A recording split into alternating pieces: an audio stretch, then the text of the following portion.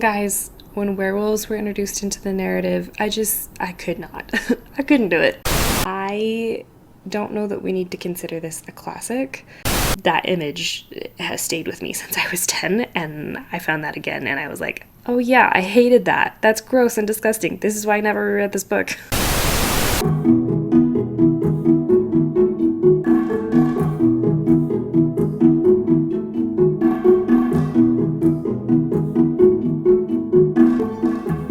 Well, hello there. Welcome back to my channel. My name is Ashley. Today we'll be discussing all the books that I read for the month of April. Numero uno, right there. I totally forgot the name. Rhythm of War by Brandon Sanderson. I give this book a 4.5 stars, and I think that rating will probably go up higher as I finish my reread and become more fully immersed in the world. I think Brandon Sanderson makes the most sense after you've reread his work a couple times and to truly appreciate the genius of what's actually going on. So, if you're unaware of the Stormlight Archive, this is the fourth installment in that archive, and this follows a world where a massive storm circles the globe every couple days. And if you're caught out in that storm, you die. Then a couple of our characters start to notice that there are mysterious powers associated with that storm, and they have to band together, even though they don't like each other, and figure out how to save the world from an apocalypse. Talking points about this book. Numero uno, nobody does plot like Brandon Sanderson. Nobody does plot like Brandon Sanderson that I've read. He's just so good at giving you details that you think are unimportant, and then all of a sudden those items are massively important later on. Number two, I kind of probably have a hard time criticizing this novel just because of how impressed I am by the storytelling and the character growth. I really wasn't paying attention to much else besides the character growth. A lot of people criticize him for his pacing and for his dry storytelling. So the fact that his writing doesn't wax poetic, it's just very straightforward. What you see is what you get. And those things don't bother me. And number three, the biggest reason why I love this series so much is because Brandon Sanderson goes to great lengths to show the struggles behind mental health. I feel like it's really well done. We watch our main female character grow and struggle and come to terms with her own mental illness throughout the entire the first four books of this series. And he just does such a good job at showing the human element in mental illness and how it's not something you can just get over, and it's something that you do struggle with your whole life. And he does so well at it, man. It makes people feel understood, even though he himself does not, as far as we know, struggle with a mental health illness. Book number two, Robinson Crusoe. That's right, baby. I finally finished this one. I give this a 2.5 stars. This book follows Robinson Crusoe, who attempts to seek his fortune on a boat and ends up getting shipwrecked for about 28 years, most of which he's alone on an island. This is based on the true story of a sailor who was shipwrecked for about 4 years, and when they discovered him, he'd almost forgotten the power of speech. And Daniel Defoe was so inspired by this that he decided to write a book on it. And it's a super fascinating topic and trope, I guess, that has been used in literature for a really long time, like the idea of people stranded on a deserted island. That's a very old trope, and he's kind of the one that invented it in the early 1700s. I had such high hopes for this novel, and they just did not pan out. I don't know that we need to consider this a classic. So let's dig into that. I've listened to some commentary and some videos on this, and I just don't see a reason to continue to tell this story. And maybe partially that is because I come from a very modern world where we have lots of stories about deserted islands and people being stranded, and I feel like they're more well done and they're more engaging. And that was maybe my biggest complaint about this, was that it was just boring. And I don't know if that was a matter of different time periods. And maybe if I had read this in the early 1700s, if I would have been hooked. But I wasn't. And I also feel like this book created a lot of stereotypes, especially of islanders and native peoples, that we still see in movies today. Like, this book introduces the idea that if you save a native person, that they are going to feel so grateful that they're going to owe you their life, which in reality, that doesn't work. Like, in your own life, if somebody saved your life, like, you'd be grateful for probably maybe 6 months, but then you'd be so tired of it after that. Like, you wouldn't ever be like, oh, I owe you my life for saving my life. Like, people just don't do that, really. And also, there's a massive assumption that anybody who is an islander is also a cannibal, and I didn't do the research, so I'm not positive, but as far as we know, cannibalism really is not as big a deal as we like to make it out to be. And I don't know, like, there's just, like, reading this book, I was very strongly reminded of a lot of stories of Gilligan's Island. And I almost want to say that if you've seen episodes of Gilligan's Island, you've basically seen Robinson Crusoe. Just think if it was maybe just Skipper stranded on the deserted island instead of the Castaway of Seven. And I'm really disappointed. I really wanted a good survivor story, and this just did not fill my cup. And I think I said I gave it 2.5 stars at the beginning of this, and I definitely want to lower that and say 1.5 stars. Like, I don't know.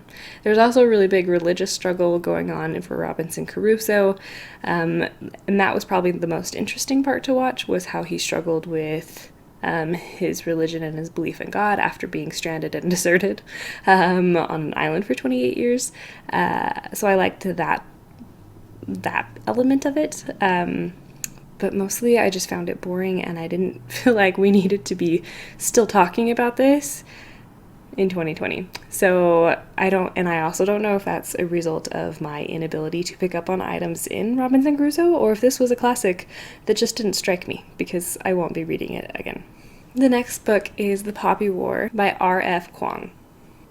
This book I was not expecting to read. It came in as an audiobook in my library, and I listened to the first 5 minutes and I was hooked.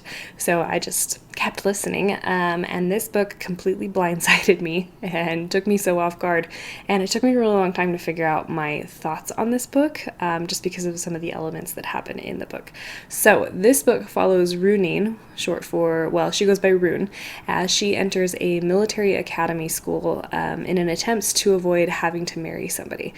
She gets a scholarship to the most prestigious military school in the land, and she trains really hard to be a soldier and faces a ton of prejudice because of her poor upbringing and her dark skin. And then right as she's about to graduate, a war breaks out between her people and a different set of people, and they are quickly overrun and forced to become soldiers. She and her classmates are forced to band together and to fight for their lives in the life of their country.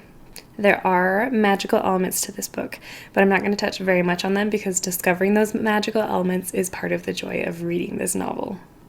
This novel is based in ancient China, with modern events from the Japanese Sino War. This book particularly covers an event that happened during that time called the Rape of Nanking, and probably just butchered that word, so I apologize.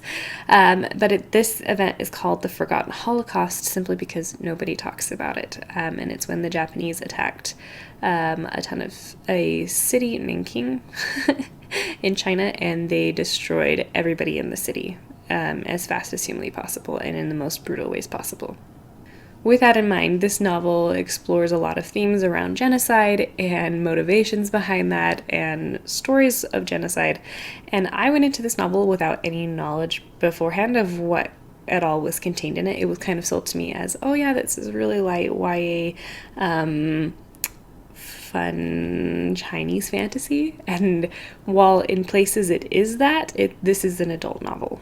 It covers hard subjects, heavy subjects that affected me pretty heavily. We also have a main character who really struggles with the events that are happening to her, her friends, and her country. And I think because this novel is so well written and we watch a ton of character growth, both they grow better in their humanity, they grow worse in their humanity, because that's so realistic, when terrible things happen in this novel, it really impacted me because it was so believable. And part of the appeal of this novel was simply because it was set in ancient China, ancient Asia, and I don't know anything about ancient Asia or anything. My knowledge of Asia and its culture is very, very limited, and so this novel felt extremely new and interesting simply because it is new and interesting. This novel also contains some of the most powerful and impactful character growth I have ever seen in a character. This is absolutely not just an Asian fantasy, and I definitely plan to continue the series, but knowing where the series goes, I think it will help me better be prepared for the second and the third book. I read The Secret Garden by Frances Hodgsen Burnett. And this was a really good choice because this is just a very fun, light children's Victorian novel. Children's Victorian novel. I don't know the way that sentence is supposed to be phrased, but you get it. I definitely wish that I had read this as a child. I give this a 4 stars. This follows Mary Lennox as she comes to England after her parents have been killed. She stays with a very solemn uncle, and she is very bored because there aren't any other children. People no longer wait on her hand and foot. She becomes obsessed with the secret of the garden outside that's been locked for 10 years, and she's trying to figure out how to get into that garden, and also how to treat people in a way that doesn't drive them away from her. She's a somewhat unlikable character when we first meet her, and it's fun to watch her grow and realize things and make friends. That's part of the joy, is watching her soften up so that she can make friends.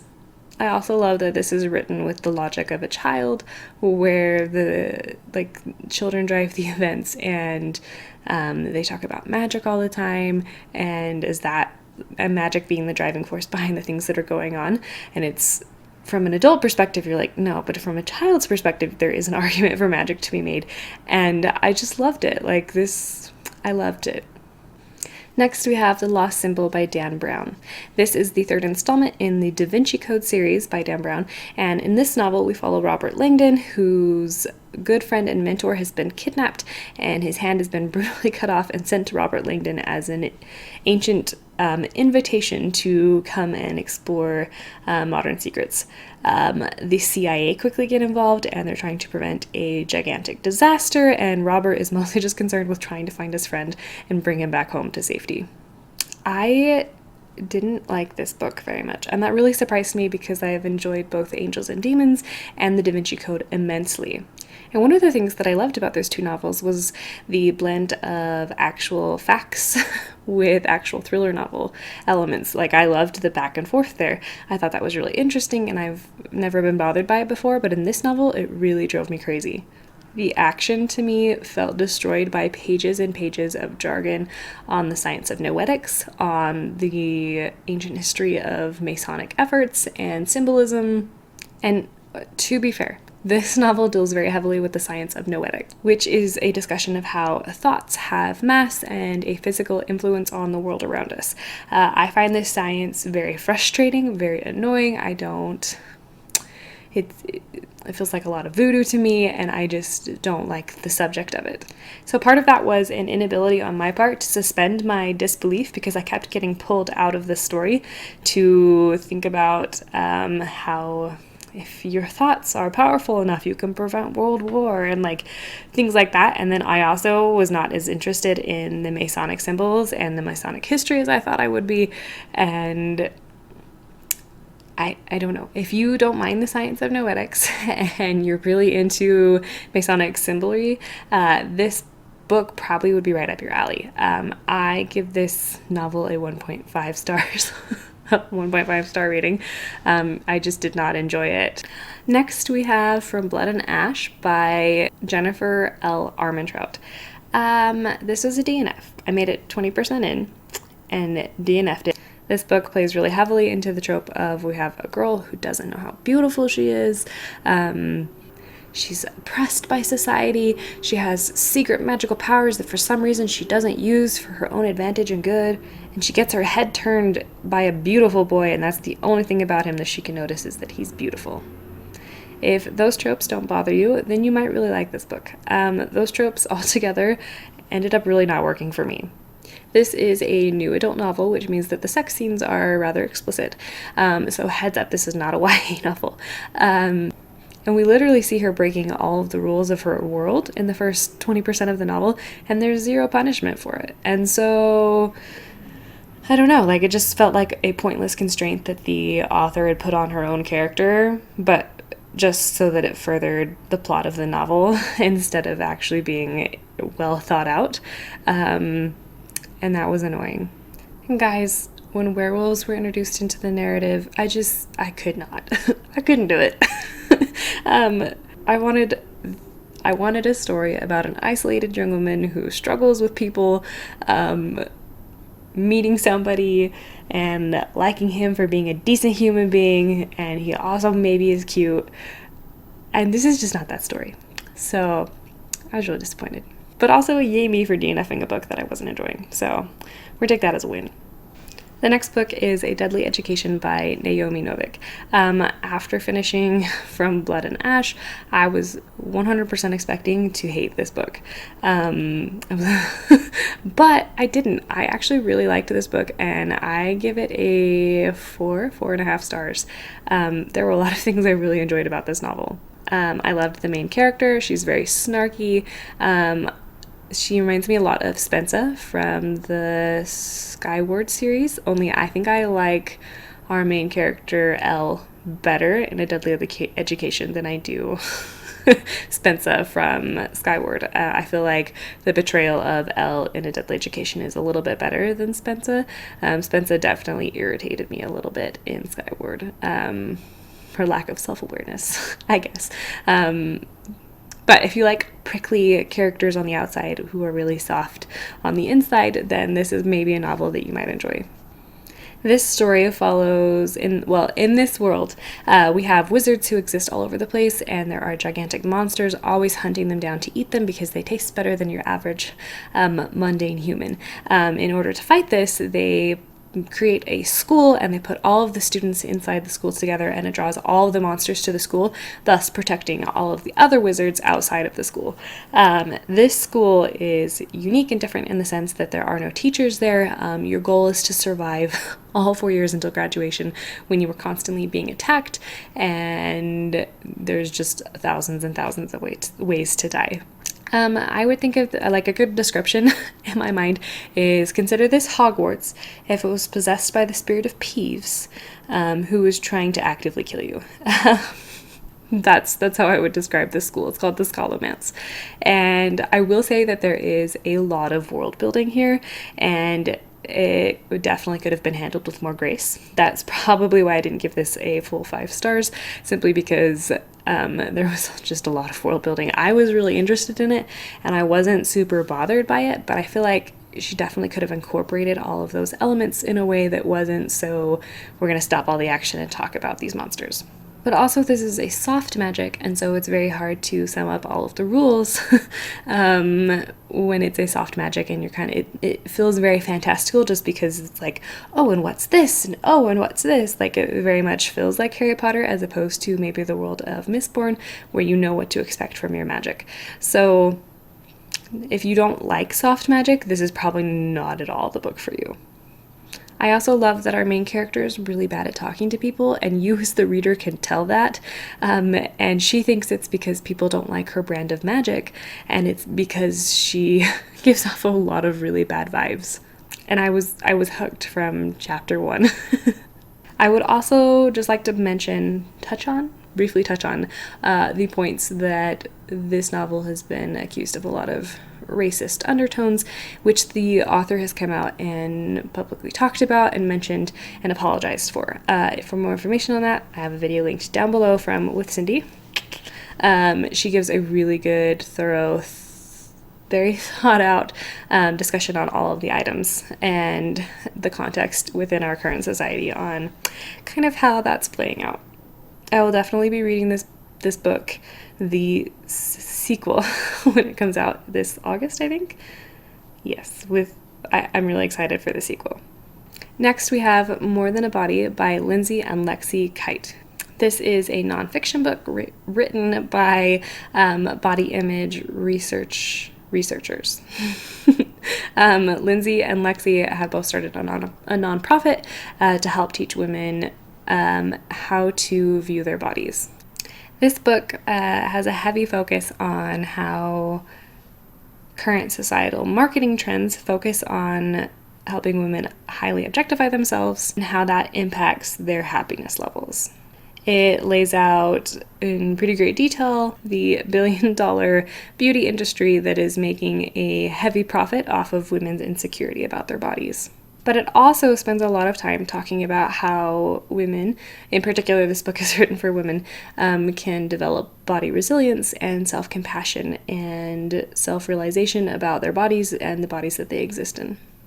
This is a 5-star read for me. I love that there were actual physical steps of things that you could do, actions you could take to actively push against a massive marketing campaign that doesn't have your best interests in heart. I really enjoyed this. It was a long read.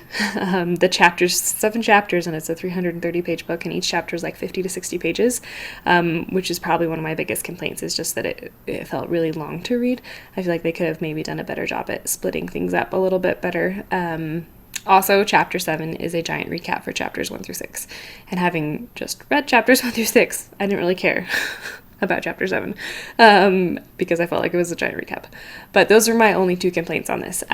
I also do want to add that the authors do push their political agenda a little bit in the beginning of chapter 1, and then they mention it and touch on it briefly in the other chapters. So if you're turned off by chapter 1, just keep going. You'll get to the meat and potatoes of their message immediately after. And I felt like this was really important and really powerful. It talks a lot about how to raise little girls, and I happen to be a mother of a little girl, and just how we can inoculate almost ourselves and our daughters against a world that makes a profit off of us hating our bodies. But basically the idea is that women are generally viewed as bodies first and humans second, and it's not true. We're humans too.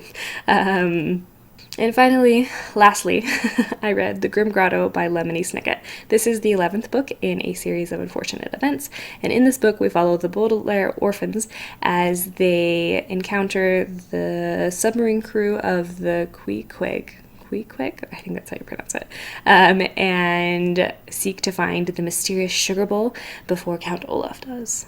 I've really been enjoying my reread of a series of unfortunate events. Except the mushrooms. I vividly remember the horror I felt when it comes to the mushrooms in this novel, because one of the main characters, the baby, she opens her mouth and there's like mushrooms growing all over her tongue and inside her mouth, and like, ugh. That image has stayed with me since I was 10, and I found that again and I was like, oh yeah, I hated that. That's gross and disgusting. This is why I never read this book. But I also was able to pull away from that just fine. But again, gross. I also realized while reading this book that I love that this is written with a child's logic, because all of the adults in the series of unfortunate events are nonsensical, and they're stupid, and they're unreliable and undependable, and the people who make the most sense in these books, who like logically make the most sense even from an adult perspective, are the children in this novel. And I love that. Like I love how much that captures the view of a child looking out on the world. And as a kid, when I was reading this, I didn't question any of these. I just was like, yeah, adults are weird and quirky and mysterious, and who gets them? They're dumb. And now as an adult reading this series, I still kind of feel that way, but with the sense of like, oh dang, I'm one of those grown-ups now. But that in no way diminishes my love and enjoyment of these novels, and I'm really excited to read these with my daughter when she gets big enough. And that's it. So without further ado, I will talk to you all in the comments and in another video.